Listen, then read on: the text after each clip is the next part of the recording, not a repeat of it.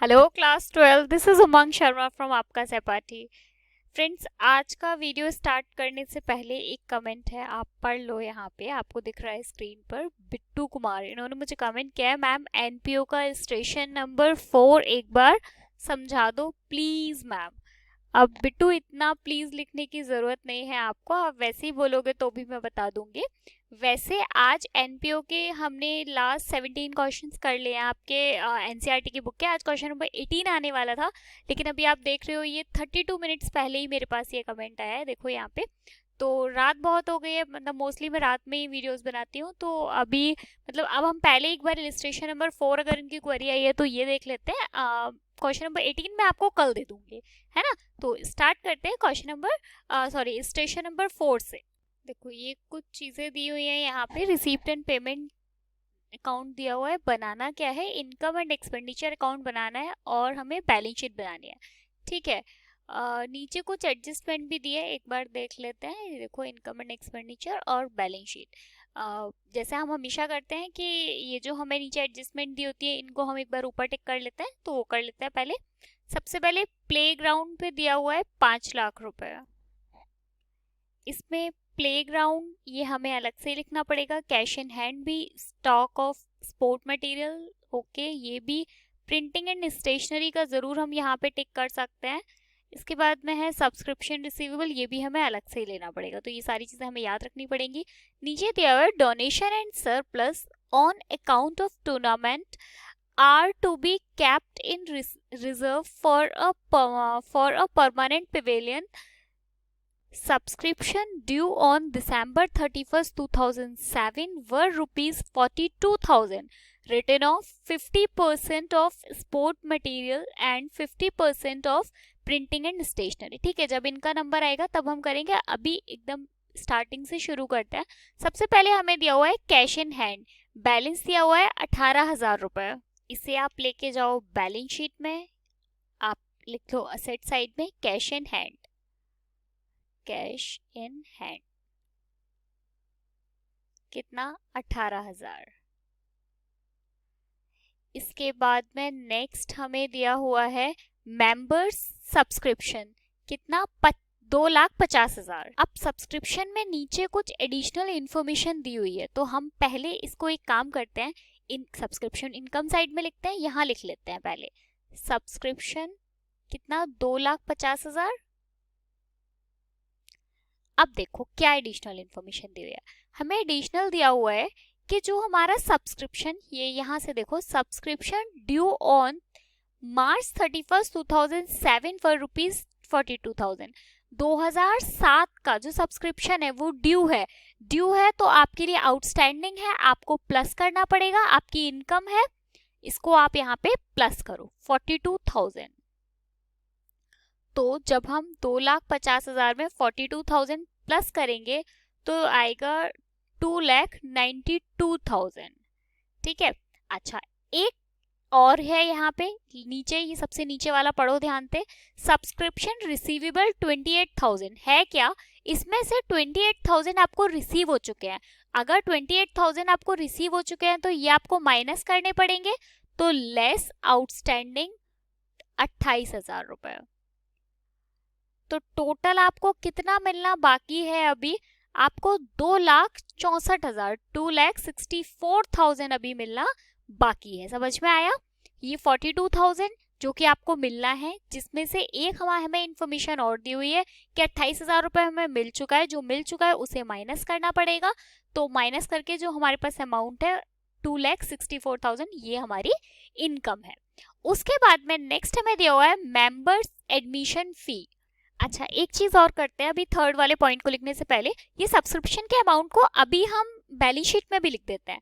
तो देखो सब्सक्रिप्शन के अमाउंट में आप यहाँ पे लिखो आउटस्टैंडिंग सब्सक्रिप्शन कितना, 42,000। ये जो 42,000 आपको सब्सक्रिप्शन है जो कि आपको मिल चुका है, इसको आप यहाँ पे लेके जाओगे, जिसमें से अभी आपको जो 28,000 का सब्सक्रिप्शन है उसे आपको 2006 वाली बैलेंस शीट में लिखना पड़ेगा। तो क्या लिखोगे, आउटस्टैंडिंग सब्सक्रिप्शन कितना, 28,000। और ये वाला ठीक है।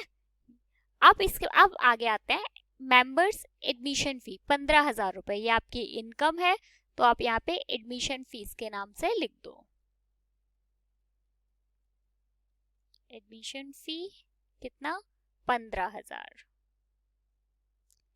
इसके बाद नेक्स्ट है हमारे पास में sale of old sport material. आपने कुछ पुराना स्पोर्ट्स का मटेरियल आपके पास था जो आपने बेच दिया, वो आपकी इनकम है 2500 की, उसे आप यहाँ पे लिख दो, sale of old sport material, 2500 रुपए। ठीक है, आगे बढ़ते हैं। उसके बाद में दिया हुआ है हमें हायर ऑफ ग्राउंड। आपने ग्राउंड हायर किया है 28,000 में, ये भी आपकी इनकम है ना, 28,000 की इनकम है आपकी, तो आप यहाँ पे लिख दो रेंट ऑफ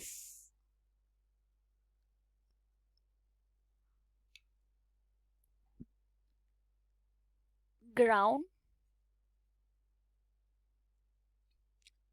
28,000 रुपए। इसके बाद नेक्स्ट है हमारे पास में सब्सक्रिप्शन फॉर टूर्नामेंट, 60,000 रुपए। अब देखो, अगर ये टूर्नामेंट का नाम नहीं लिखा होता पीछे, केवल सब्सक्रिप्शन होता, तो हम इसे कहाँ लेकर जाते, इनकम एंड एक्सपेंडिचर में। लेकिन क्योंकि पर्टिकुलर आपको टूर्नामेंट का नाम दिया है कि ये पैसा आपको वहीं पर खर्च करना है, इसलिए आप इसको कहाँ पे लेके जाओगे, बैलेंस शीट में। तो इसको हम लिखेंगे बैलेंस शीट में, सब्सक्रिप्शन। मैं शॉर्ट में लिख रही हूँ, प्लीज आप लोग शॉर्ट में मत लिखना, ठीक है। फ्रॉम टूर्नामेंट,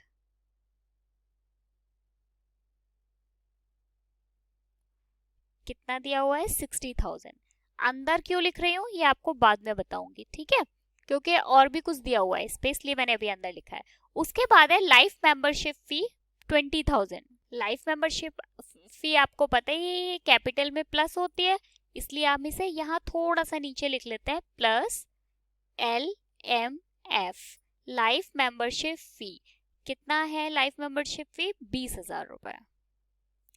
ठीक है, अच्छा, इसके बाद में हमें दिया हुआ है डोनेशन 6 लाख रुपए का। डोनेशन मिला है, हमारी लाइबिलिटी है, तो इसे हम लिखेंगे बैलेंस शीट में। यहाँ लिख लेते हैं, थोड़ा सा नीचे लिख लेती हूँ मैं, डोनेशन कितना, 6 लाख। ये सारा एक मार्च 31 2007 वाली बैलेंस शीट में आएगा, है ना, क्योंकि सब इसी साल का तो है, क्योंकि अगर पिछली साल का होता तो हमें दिया होता है यहाँ पे। इसके बाद में नेक्स्ट है बैलेंस BD बैंक ओवरड्राफ्ट 16,000 रुपए। बैलेंस दिया हुआ है, यानी बैंक ओवरड्राफ्ट है, बैंक ओवरड्राफ्ट है तो क्या है, लाइबिलिटी है, यानी बैलेंस शीट में लेकर जाएंगे 31 मार्च 2006 वाली में। क्या लिखेंगे हम यहाँ पे, बैंक ओवरड्राफ्ट, ओवरड्राफ्ट कितना, 16,000 रुपए। लाइबिलिटी है ये, ठीक है, जो कि बैंक से आपने ओवरड्राफ्ट लिया है वो उसको देना है आपको। उसके बाद में नेक्स्ट हमें दिया हुआ है अनकीप ऑफ फील्ड एंड पवेलियन, कितना, 1,15,000 खर्चा है, पेमेंट साइड में दिया हुआ है, एक्सपेंडिचर में लिख दो simple, upkeep of field and pavilion,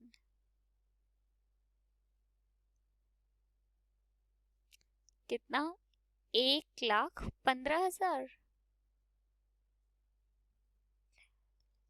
है ना। इसके बाद में नेक्स्ट दिया हुआ है टूर्नामेंट एक्सपेंस। देखो, मैंने आपसे कहा था ना कि मैं इसे अंदर लिख रही हूँ, क्योंकि ये जो टूर्नामेंट पे एक्सपेंस हुआ है, जो टूर्नामेंट पे खर्चा हुआ है, वो भी तो आपको इसमें से ही माइनस करना पड़ेगा ना।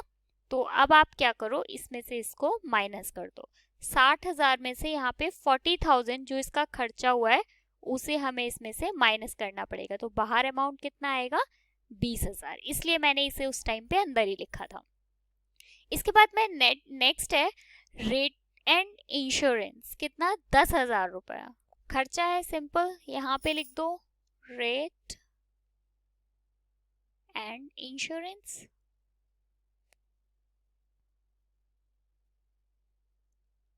10,000। इसके बाद नेक्स्ट दिया हुआ है टेलीफोन 3500, 3500 रुपए।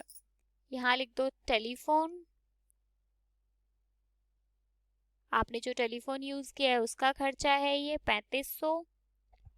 इसके बाद नेक्स्ट दिया है पोस्टेज एंड कैरेज चार्जेस, और कोई हमने टिक नहीं किया हुआ है, इसका मतलब कोई भी एडिशनल इंफॉर्मेशन नहीं है। 4,000 रुपए का खर्चा है, सिंपल। यहाँ लिख दो पोस्टेज,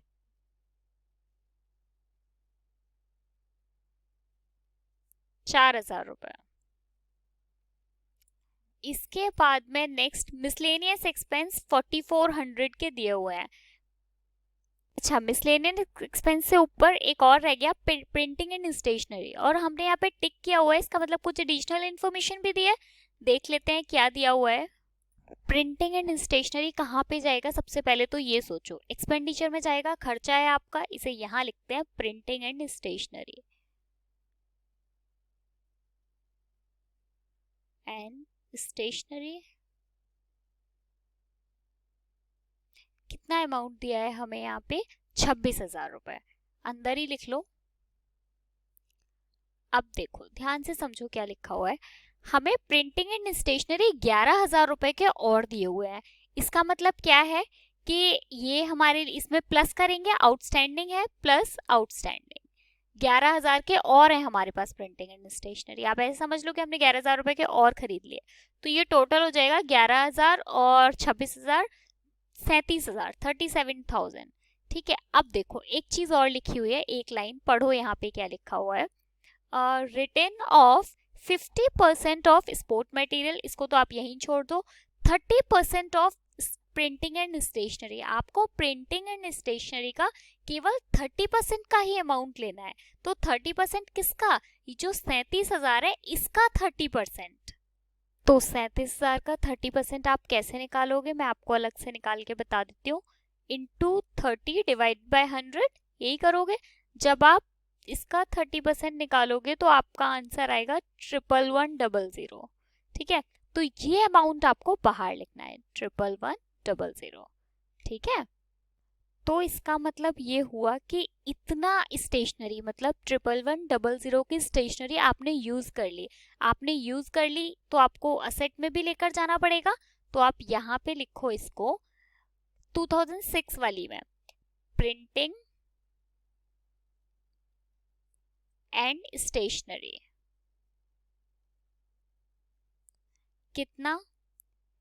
कितने की आपने यूज कर ली? 11100 की। अभी हमने कैलकुलेट किया 30%, यही निकल कर आ रहा था। अच्छा, अब आपके पास बची कितने की? देखो 37,000 की थी आपके पास टोटल, ये तो हमें यहाँ से ही पता चल रहा है, जिसमें से आपको 11100 की आपने यूज कर ली। तो बची कितने की? जितनी बची वो आपका 2007 का असेट ही तो होगा। तो उसको लिख दो यहाँ पे प्रिंटिंग एंड स्टेशनरी। तो आप इसे लिख दो यहाँ पे। ना लिखोगे यहाँ पे आपका इसको लेस करके आना चाहिए 25900। एक बार आप चेक कर लेना, मेरा यही आएगा 25900। अच्छा, आगे बढ़ते हैं। ये हो गया यहाँ, ठीक है। इसके बाद है मिसलेनियस एक्सपेंसेस 4400, खर्चा है आपका। यहाँ पे लिख दो मिसलेनियस एक्सपेंस, कितना? 4400। इसके बाद नेक्स्ट है हमारे पास में, उसके बाद में नेक्स्ट है सेक्रेटरी ऑनरेरियम। ये क्या होता है? जैसे एक कुछ अमाउंट होता है जो कभी फिक्स नहीं किया जाता, मतलब कितना भी कुछ भी अमाउंट हो सकता है, वो सेक्रेटरी को दिया जाता है खर्चे के लिए। तो ये आपका एक्सपेंडिचर है, आप इसे यहाँ पे लिख दो सेक्रेटरी।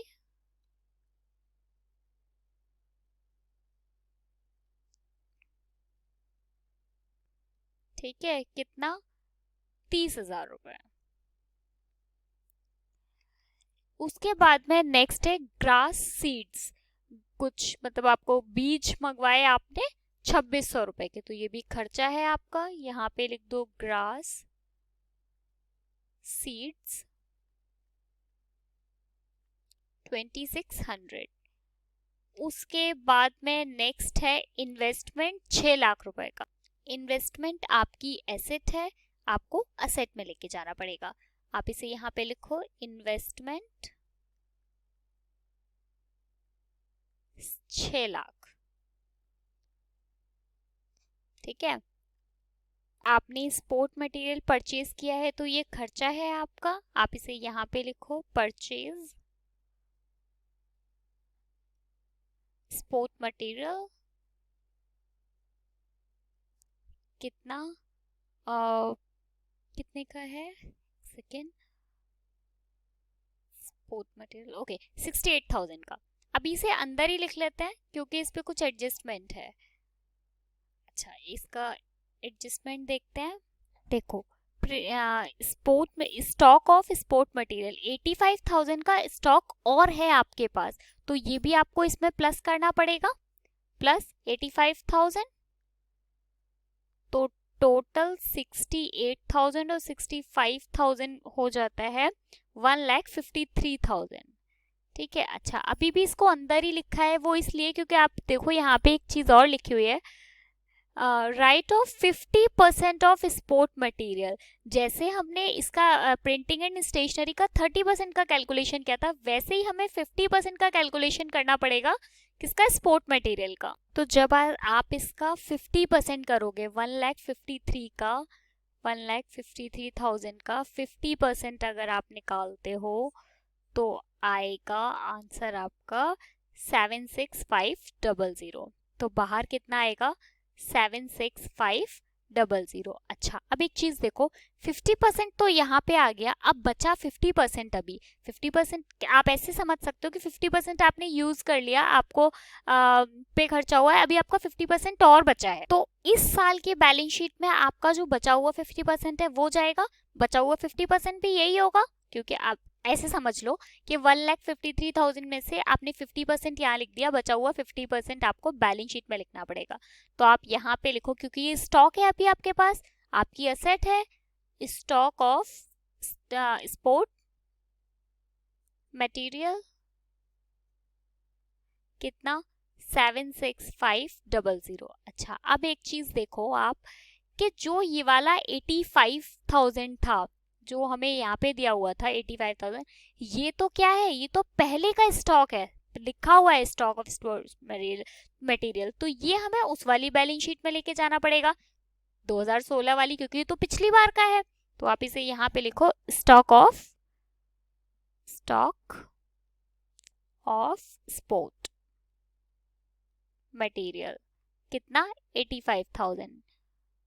समझ में आया, ये 85,000 ये पिछली साल का है, क्योंकि दिया हुआ है स्टॉक में है ये, और इस बार के लिए बोल रहा है वो कि 50% ही लेना है, तो इसलिए हमने उसका मतलब टोटल ये निकाला, लेकिन उसका 50% ही लिखा है यहाँ पे, क्योंकि हमें गिवन है ऐसा। अच्छा, इसके बाद क्या रह गया है अभी हमारा, 74,000 का कैश और है, मतलब बैलेंस है हमारे पास, तो हमें इसे भी लिखना पड़ेगा। यहाँ पे लिखो कैश कितना, 74,000। मेरे ख्याल से अब सारी चीजें हो चुकी हैं, कुछ भी नहीं छूटा। अभी देखो यहाँ पे 5 लाख का ग्राउंड और दिया हुआ है, प्लेग्राउंड और दिया है हमें, तो प्लेग्राउंड हम दोनों बैलेंस शीट में लेके जाएंगे। क्यों, क्योंकि असेट तो वही है ना, प्लेग्राउंड वाली जो पिछली बार थी वही इस साल में भी ट्रांसफर हुई है। तो आप यहाँ पे लिखो प्लेग्राउंड 5 लाख, इसमें भी लिखो यहाँ पे प्लेग्राउंड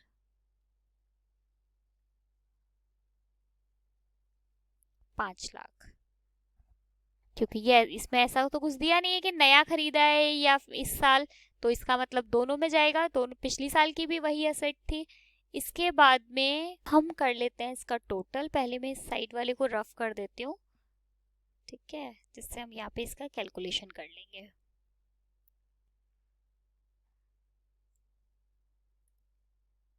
मेरा जो इस साइड का टोटल है वो आ रहा है मेरा 309500, यही टोटल मैं इधर लिख लेती हूँ, 309500 सरप्लस यहाँ पे।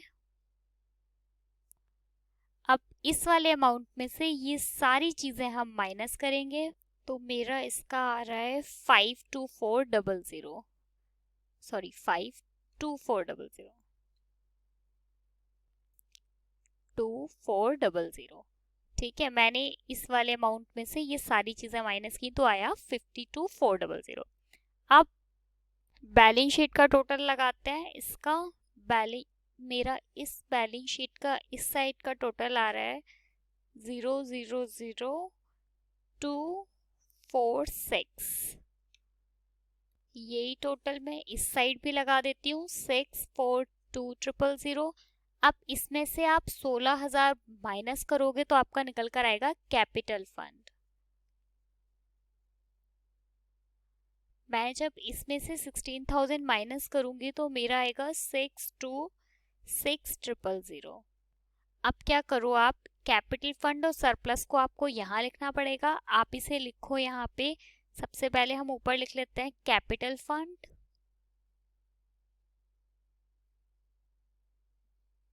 कैपिटल फंड है 626000 जो भी हमारा नीचे निकल कर आया, प्लस सरप्लस। सरप्लस कितना आ रहा था हमारा 52400, यहाँ पे लिख लेते हैं 52400। इसको प्लस कर लेते हैं तो ये मेरा आ रहा है 678400 में प्लस करेंगे लाइफ मेंबरशिप फी और इन दोनों को प्लस करके बाहर लिख देंगे। ये मेरा निकल कर आ रहा है 698400। हाँ, अब इसका टोटल कर लेते तो मेरा दोनों साइड का टोटल आ रहा है 1318400। इस साइड का टोटल भी मेरा यही आ रहा है 1318400। आई होप आपको ये समझ आया होगा। और बिट्टू कुमार की तरह आप लोगों की भी अगर कोई प्रॉब्लम्स हैं तो आप मुझे बता सकते हो, कमेंट करो, हम चैनल पर डिस्कस कर लेंगे। कल मिलेंगे नेक्स्ट वीडियो के साथ, तब तक के लिए bye bye, thank you so much.